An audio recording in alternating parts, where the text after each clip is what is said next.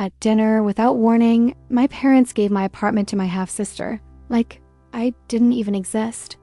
But the next day, when she walked in for the first time, she suddenly froze, staring like she knew something I never did. That night seemed normal. Lasagna in the oven, cheap wine on the table, my dad cleaning his glasses with a napkin while my mom asked questions she didn't care to hear the answers to. I'd grown used to the distant way they treated anything about my life. But when they casually announced mid-bite that my apartment would now belong to Alexis, my half-sister, the lasagna turned cold on my plate. It was like I'd been erased in real time. I sat there, stunned. Alexis acted surprised, but her eyes sparkled, maybe with satisfaction, maybe pity. I couldn't tell. I wondered how long this had been in the works. They suggested I take a break at Aunt Marcia's, as if I were 15 again, not 32. No argument, no conversation. Just the decision delivered like a verdict. But what still haunts me isn't what happened at that table. It's what happened the next day. When Alexis unlocked the door and stepped into the apartment for the first time, she didn't even make it all the way in. She froze, eyes locked on something on the wall. Her face went pale. "Who put that there?" She whispered, her voice trembling. I didn't know what she meant. That's when I realized she saw something I'd never seen. And from that moment on, everything began to fall apart. Alexis stood in the doorway like she just stepped into a stranger's funeral. Her hand was still on the knob, her left foot barely inside the frame, and her eyes, those usually sharp, unbothered eyes, were locked on the far wall of the living room. She wasn't looking at the boxes I hadn't finished packing. Not at the lamp that flickered when the AC kicked in. She was staring at something small, almost insignificant. A dusty old photo in a thin wooden frame dot. It was wedged behind a plant on the bookshelf. Honestly, I didn't even know it was there. I watched her from the hallway, arms crossed, trying not to care. This was her victory lap, wasn't it? Her big gay. She had come to claim what was now hers, like a queen inheriting a kingdom built by someone else. But she wasn't acting like royalty. She looked rattled. She took 2 slow steps forward and picked up the photo. I moved closer, curious despite myself. "Who is this?" she asked, barely above a whisper. I leaned in. It was a black and white picture of a teenage girl I'd never seen before, standing beside an old Chevy in front of what looked like a diner. Alexis traced the girl's face with her finger like she was seeing a ghost. "She looks like..." She didn't finish. Instead, she turned abruptly and said, "I need to call Mom." Her voice was tight, almost panicked. That's when I knew something about this apartment. This space I had called mine wasn't mine at all. And Alexis? She wasn't here just to take the keys. She was looking for something else. Or maybe someone. After Alexis left in a rush that afternoon, the apartment felt different, not empty-heavy. Like something was pressing down on the walls, thickening the air. I sat on the couch, staring at that photo she had left behind. The girl in it looked no older than 16. Her smile was soft, uncertain, the way someone smiles when they don't quite trust the camera. I flipped the frame over, half hoping for a date or a name. Nothing, just a yellowed backing board and rusted staples. Still, something about her face. Not at me, something familiar, but not in the usual, I must have seen her somewhere way. It was deeper than that, like a memory you can feel in your gut but can't grab with your mind. That night, I couldn't sleep. I kept thinking about Alexis's reaction. She hadn't said much, but the way she froze, the way her voice trembled, it wasn't just surprise, it was recognition and fear. What kind of connection could she possibly have to this place? Photo. This girl? The next morning, I pulled out a dusty old shoebox I kept under the bed. It held little pieces of my childhood report cards, birthday cards, a plastic necklace I once thought was fancy. But buried at the bottom was something I hadn't seen in years, a faded postcard from a town called Millhaven sent to my mom. The handwriting was careful, almost elegant.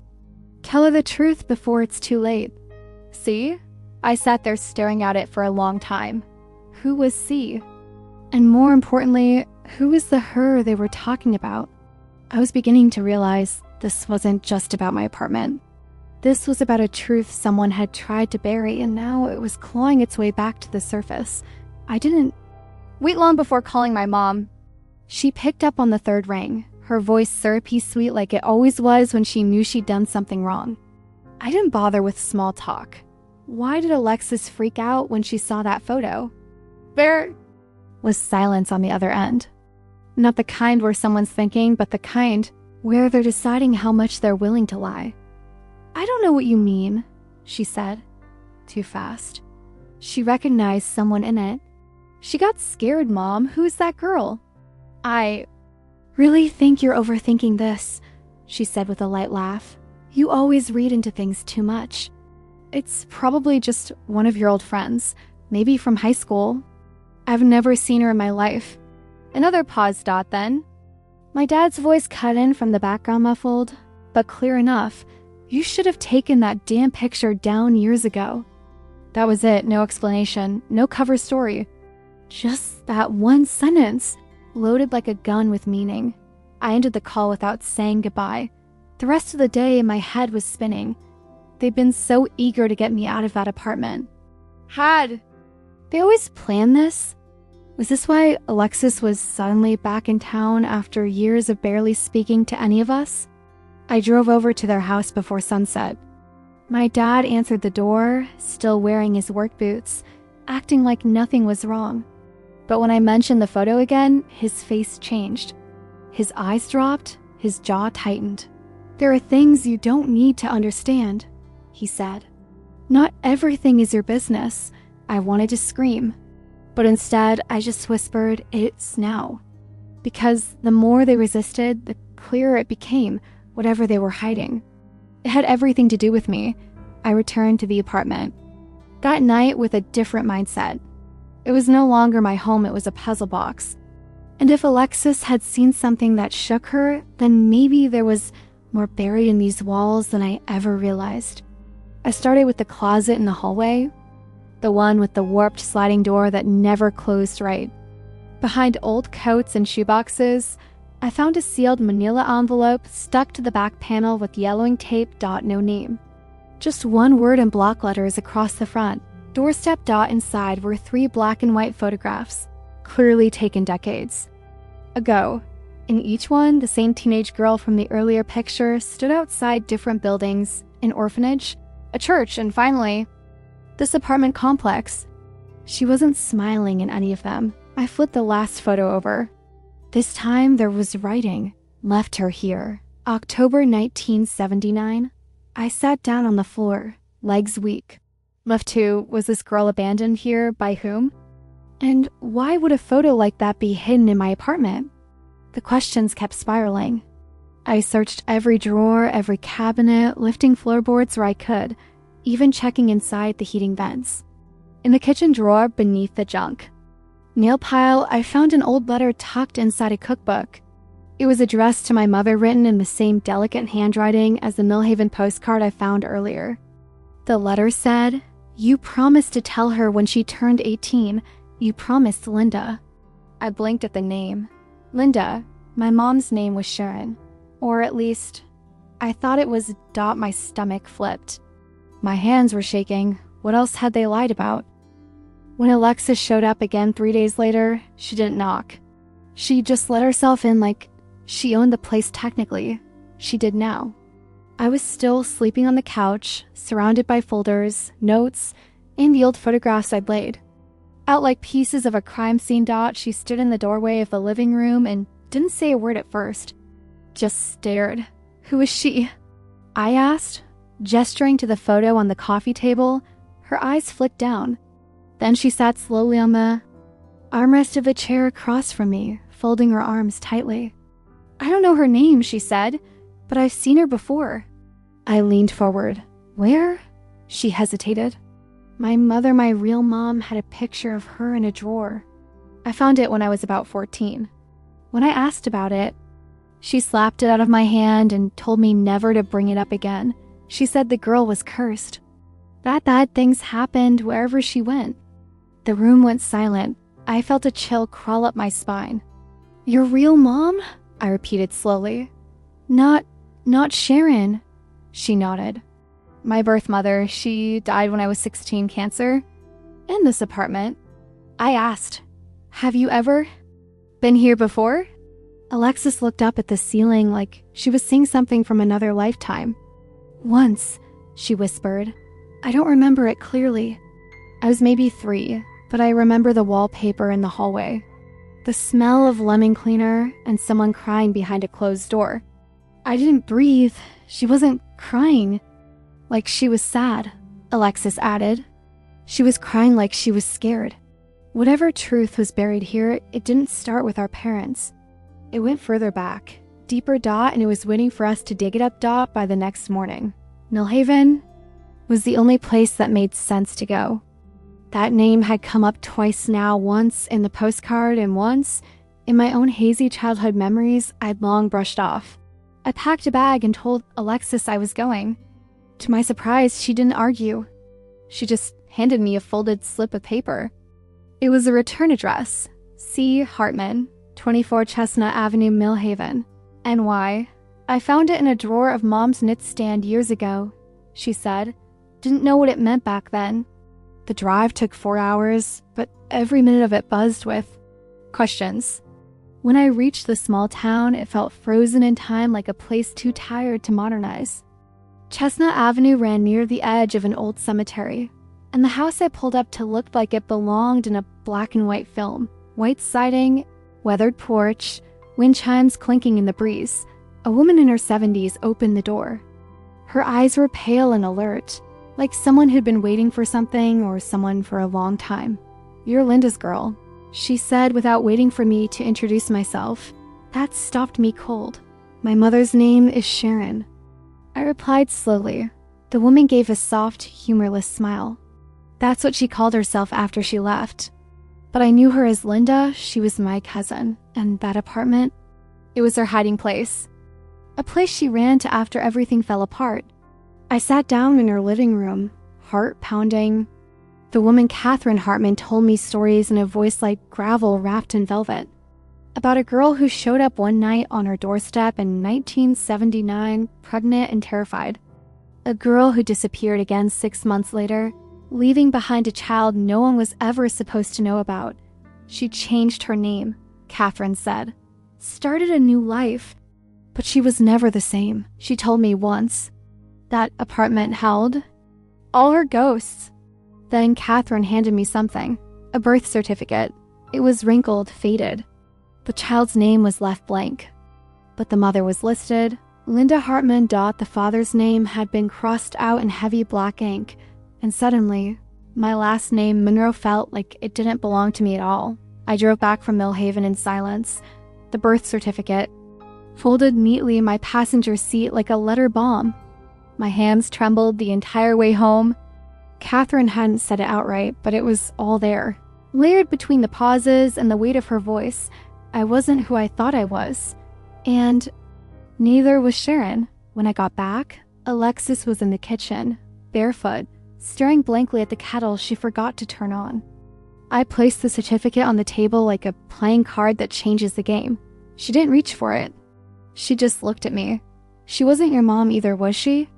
I asked softly. Alexis shook her head. No, Sharon adopted me after. My mother died, but by then she already had you. The room tilted. I sat down, struggling to breathe. She never told me I was adopted, I said. My voice cracked. Not once. I think she was afraid of what you'd find if you started asking, Alexis murmured. And maybe of what you'd remember. That word again, remember. Like there was a piece of me lost somewhere I'd never been allowed to look. I used to have dreams, I said. When I was little, about a woman crying behind a door. About someone singing lullabies in a voice that didn't belong to Sharon. Alexis finally sat beside me. What if that woman was your birth mother? I didn't answer. I just stared. Out the window, watching a leaf spiral down from a branch like it had lost its grip on the world. Then Alexis said, something I wasn't ready for. She left something else behind. Sharon, it's in the storage unit. I found the key in her drawer last night. What kind of something? She met my eyes. A journal. I think it's your real mother's. We found the storage unit tucked behind a crumbling strip mall, the kind of place time forgets. The number on the door number 112 matched the tag on the tiny bronze key Alexis had found. My heart pounded as the latch clanked open.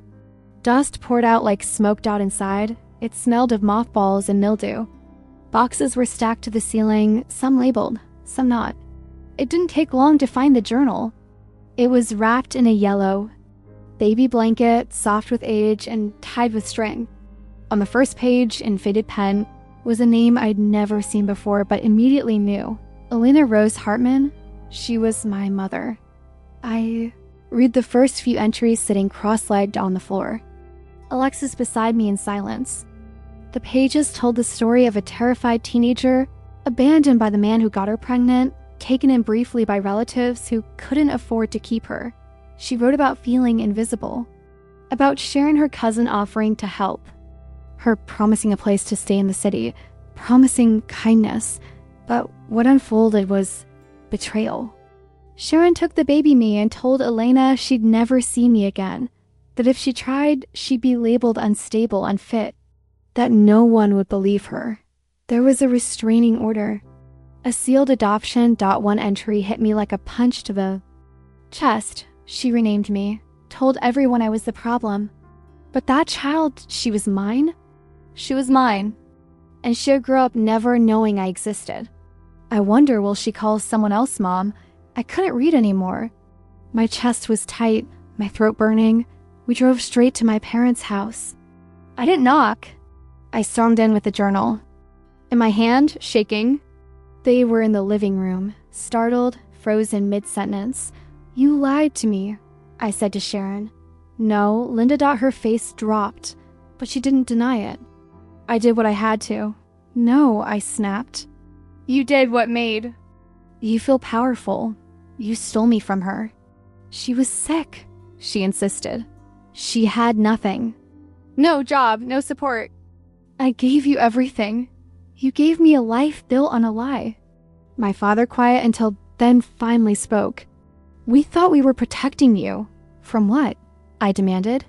From knowing I was loved by someone you erased. Sharon started to cry, but I didn't comfort her. I'm not yours, I said, voice flat. Not anymore. And then I left. I didn't go back to the apartment right away. For 3 days, I stayed with Alexis in a cheap motel near the highway, both of us. Too emotionally wrecked to pretend life was normal. We hardly spoke, just exchanged quiet glances, shared food without appetite, and took turns reading the rest of Elena's journal.